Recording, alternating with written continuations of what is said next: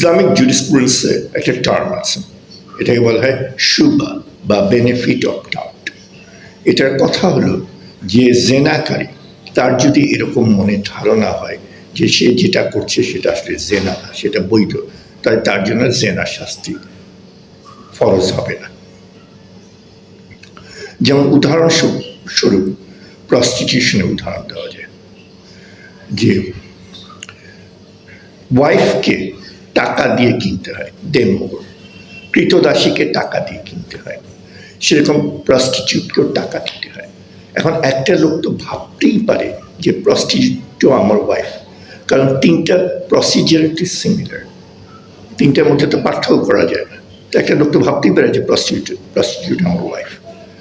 যেমন বাস্তবে অনেক লোক প্রস্টিটিউটের প্রেমে পড়ে যায় না, তো সেই জন্য প্রস্টিটিউশনকে কি জেনা বলা যাবে না, বলতে হবে এখানে বেনিফিট অফ ডাউট আছে, শুবা।